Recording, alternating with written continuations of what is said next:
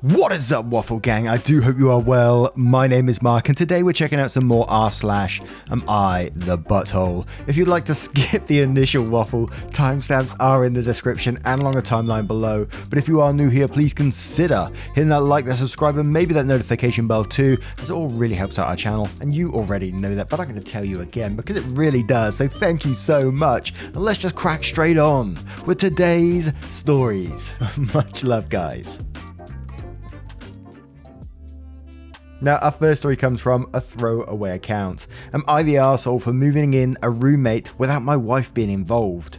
My wife and I have an apartment together. Before this year, we could have maintained it alone, but now with her being out of work for almost a full year, we need a roommate. We had one, but she moved out in November, and we've been scraping our savings since. We desperately needed a new roommate. They would have their own bathroom and there's plenty of space, so we decided to start a search for a roommate. My wife insisted that she's only okay with a female roommate because she doesn't want to live with strange men, and I understood her concerns. Despite saying women only in our post about it, almost exclusively men applied. We complained about it to some of our friends, and they think we're in the wrong. They said we were being sexist because we weren't willing to consider a male roommate, especially when there's already both a man and a woman living in the house, and that even if we got what we wanted, we'd be asking another woman to live with a strange man, so it wouldn't be different.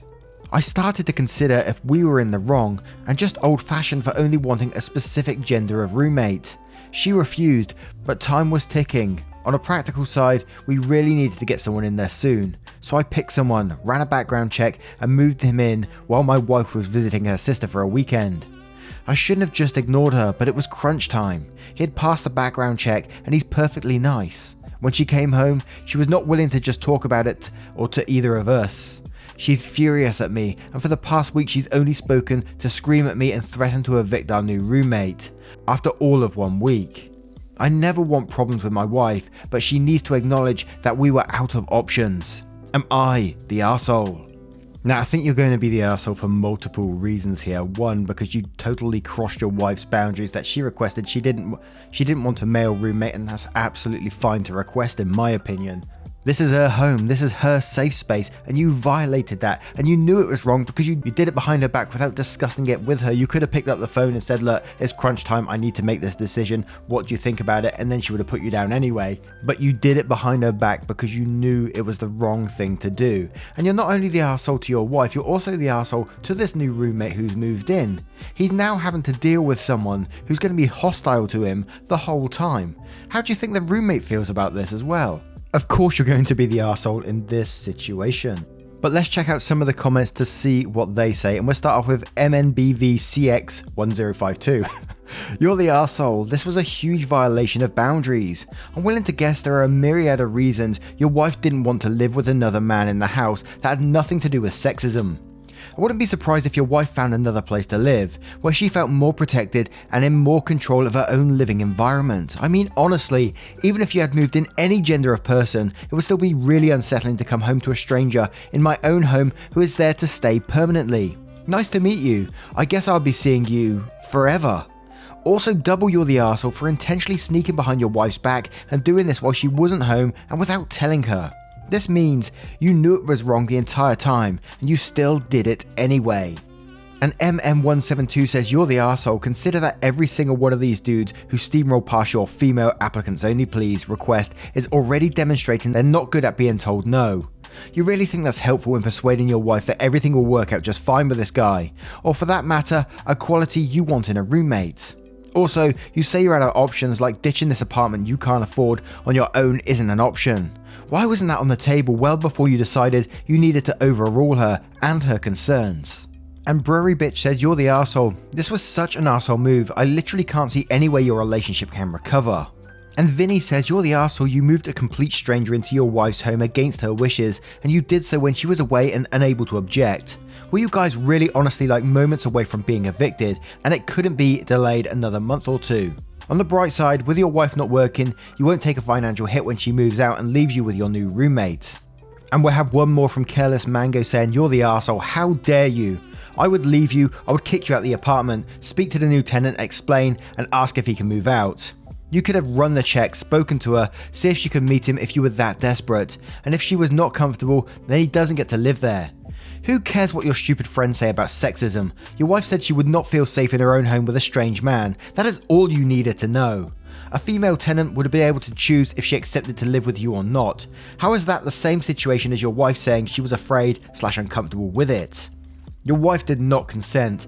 A female tenant who said she was okay with it would be consenting.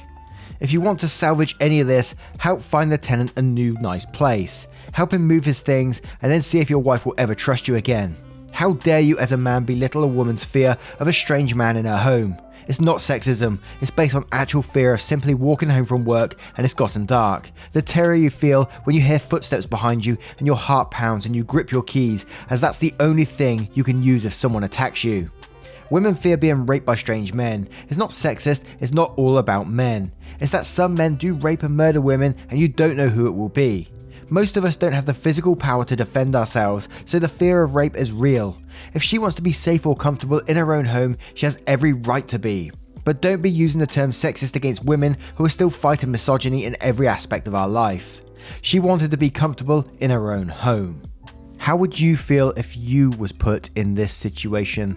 If you was the wife or the roommate too? Let me know how you'd feel in the comments below. And our next story comes from Throwaway Am I the Arsehole Birthday. Am I the arsehole for making my husband feel bad about my birthday? My 30 female husband, 35 male, and I were raised quite differently when it comes to birthdays. He comes from a household where a gift is at most a book or a DVD, and celebrations are usually a specially cooked dinner at most, no cake or decorations or anything like that. I, on the other hand, come from a family where we make a bigger deal of birthdays, and we celebrate with a cake, balloons, etc., slightly bigger gifts, although not too extravagant. When we first got together, I quickly realised that our birthday expectations were mismatched, so I toned down the gifts slightly. However, I've always still tried to spoil him so he feels special on his birthday. He has always been much more reserved with mine, but as we've still usually gone out to a restaurant, I've been happy with that and a gift. This year though, due to lockdown, we couldn't go anywhere for my birthday.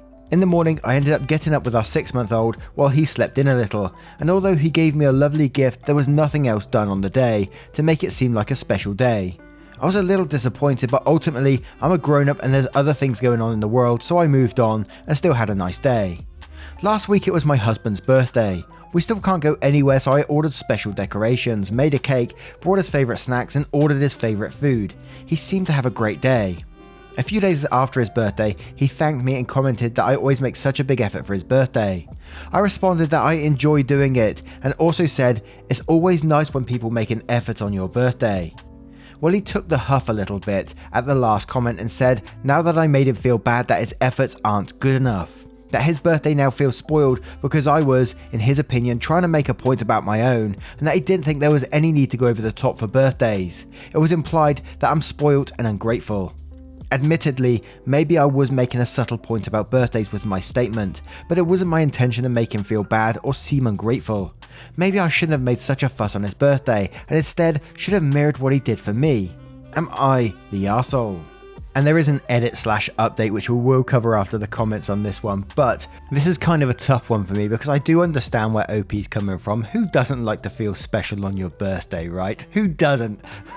Especially when you come from a background of growing up with these big extravagant birthdays and things like that, and then to not have that on your birthday, it would be quite a downer.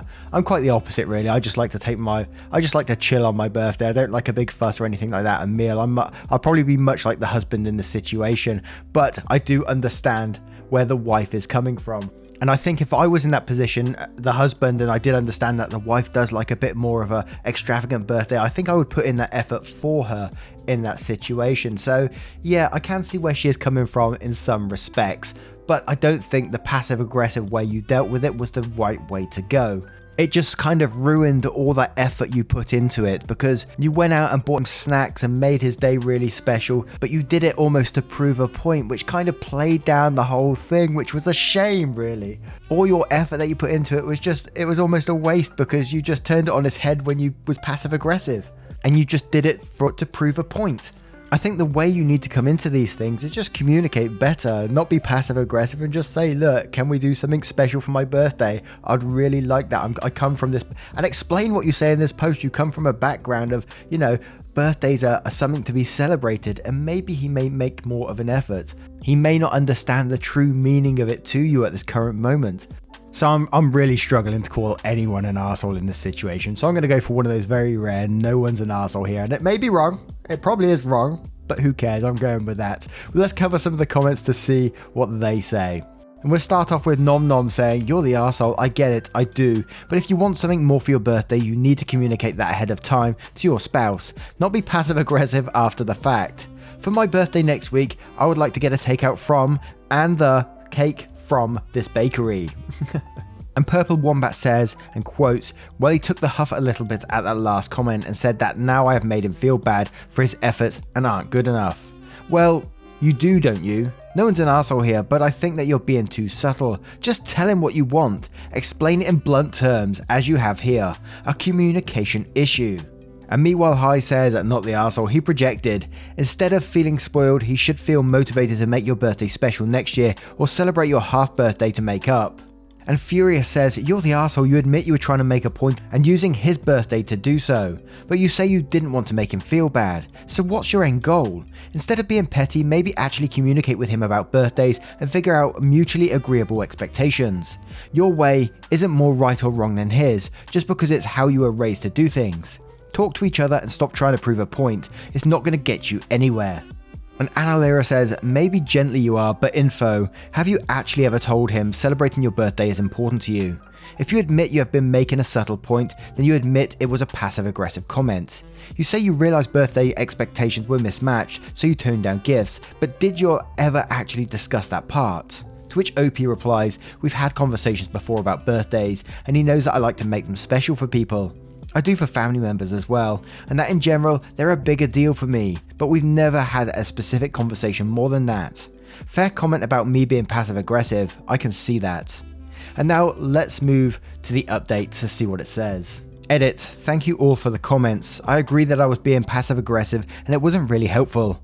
I honestly wasn't trying to hurt him, I just wanted to maybe plant a seed in his mind that making an effort for someone's birthday is a nice thing to do in the hopes he would do that in the future.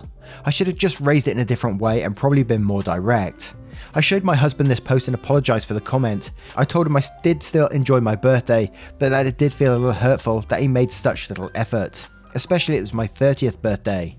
From his perspective, he said that he had put a lot of thought into the gift as we're in lockdown and couldn't go out to eat like we usually do. He thought that there wasn't much more he could do. So we discussed future birthdays, and after all that, he said he really likes having a fuss made, so he will keep on doing that. I've made it clear that for me, it's not about specific things like a cake or balloons, but it would be nice to feel a bit special on my birthday in some way. And now I turn this one to you guys. There was a mixed bag of comments there, but what do you guys think of this one?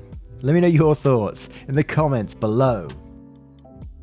Now this next story comes from our very own subreddit r/daddycringe, which is going to be changing very soon, so keep an eye out for that. And it's from Service Dog Shadow. Am I the arsehole for not disclosing why I have a service dog or what's in my backpack to an autistic child?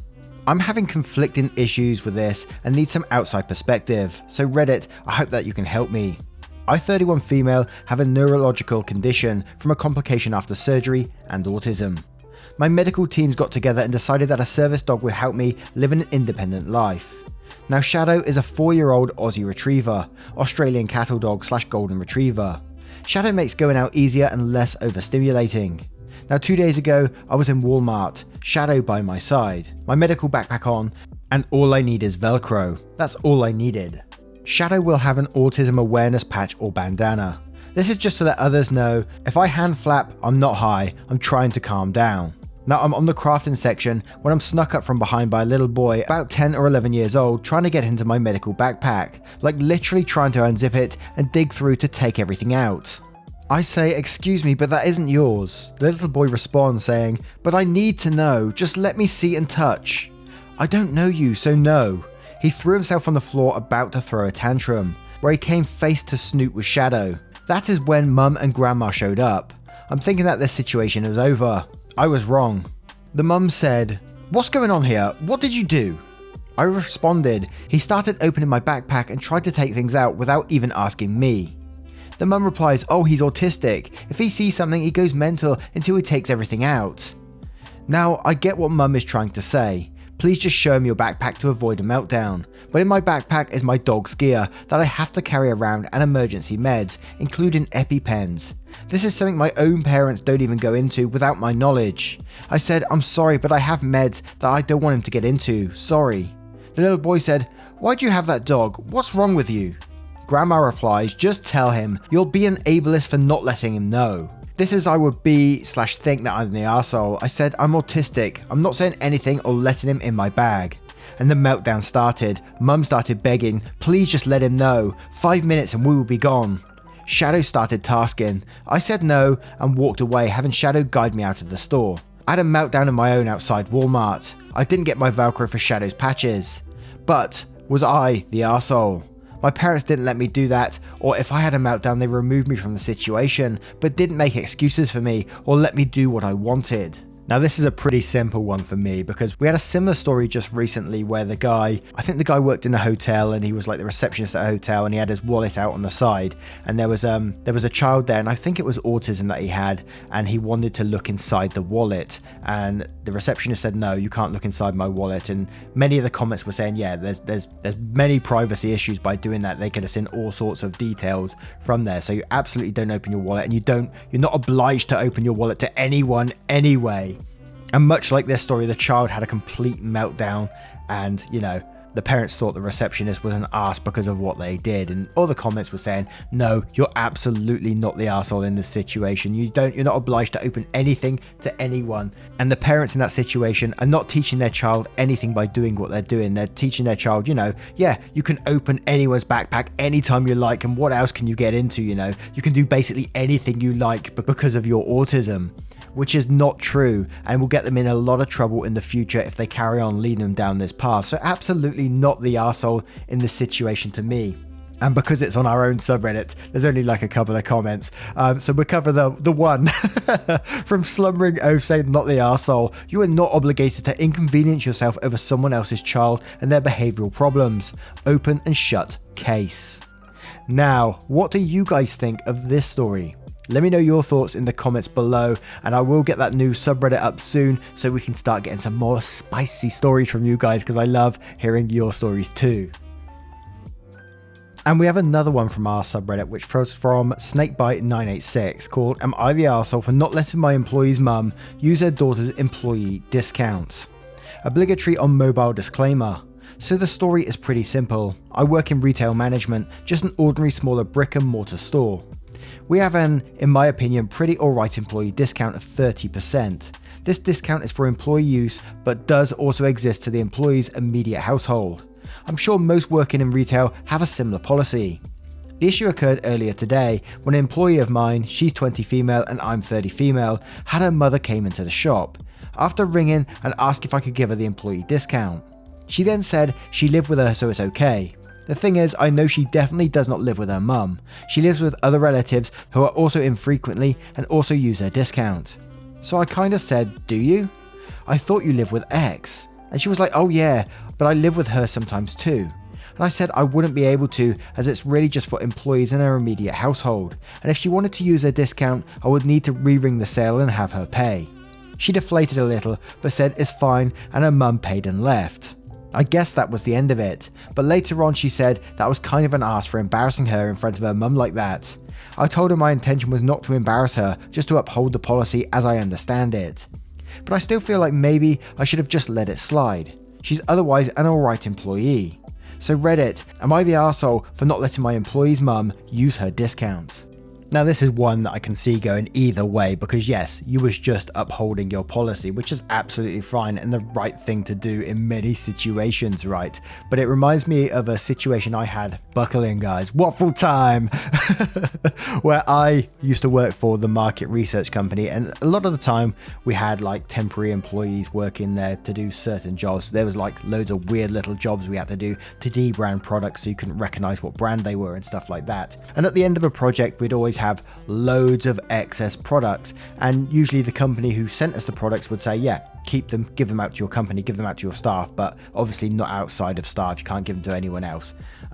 So we're talking about like chocolate bars, cream eggs of some sort, yogurts, beer, thousands and thousands of bottles of beer at one stage. It was absolutely glorious, but my name's Mark, and I'm an alcoholic. And because sometimes we were limited to the amount of products we had to separate it like evenly and fair between the company. And so we'd say like, oh, everyone can have 2 bars of chocolate each, for example.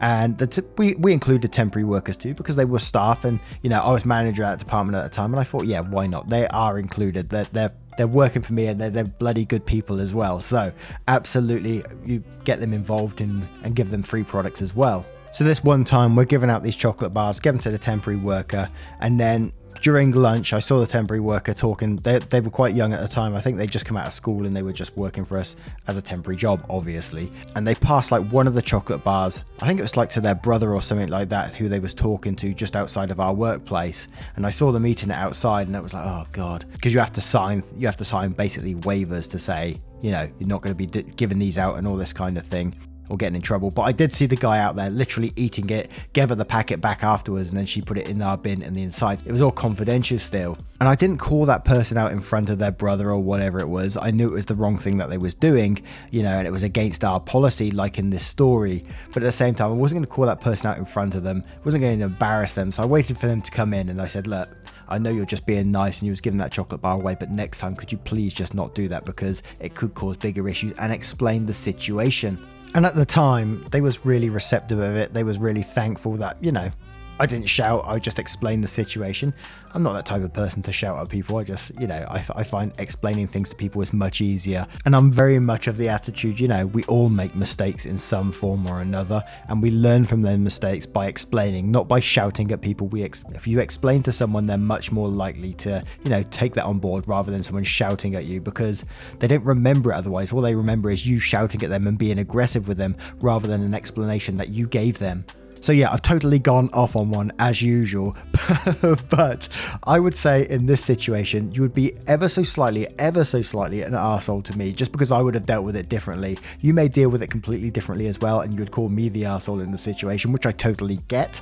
But if I was in that position, it's her mum. It's a pretty close relative. I would have let her get away with that. And, if I was that worried about the policy afterwards, I would have just took her to one side and said, look, in future, could you not do that because of X reason, and just went down their way. I think this one was a bit harsh to me, but at the same time, I do understand where you're coming from. Policy is policy, right? So this is just a personal preference one for me. But now I turn this one to you guys. What do you guys think of this situation, and how would you dealt with it? Would you have called the employee out or not? Let me know your thoughts in the comments below.